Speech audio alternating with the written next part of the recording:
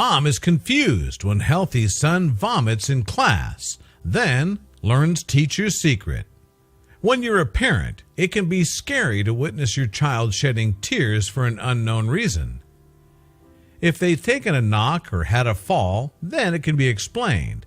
If they've been frightened by something obvious, the dark, a loud noise, for example, then it's understood. But what about when they're sent home from school early in floods of tears? Obviously, your first instinct is to expect bullying, which is why it was even more distressing from Mom Kalisha when her 4-year-old Kaylon Johnson Cheney was sent home from school, having spent the last part of his day crying so hard he physically vomited. Kalisha knew something wasn't right. Kaylon wasn't sick. When she found out the truth of the matter, it was more than she could stomach. Little did she know that the reason behind his teacher electing to cut short his day would be a cause for anger. After Kaylon spent the final part of his day crying, to the point of throwing up, she knew she had to get to the bottom of things.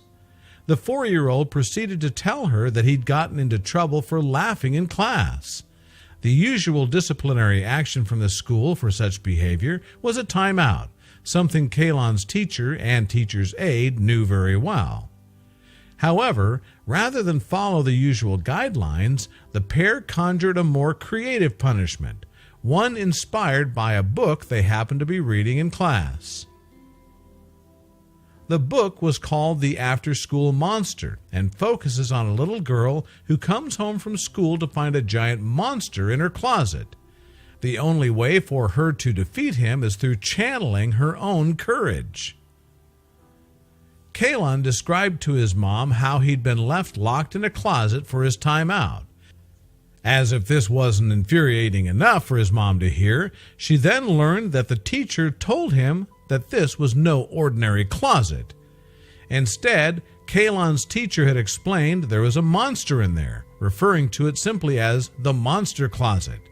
Kaylon was suitably terrified by this, as were his classmates, some of whom also spent time in there. When you consider that the children placed inside the monster closet, all of whom were left there for up to 5 minutes at a time, were between the ages of 3 and 4, you begin to understand how distasteful the act is.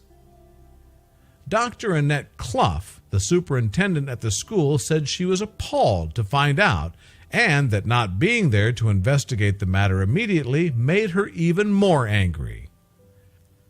Both the teacher and the teacher's aide were immediately suspended without pay, and rightly so.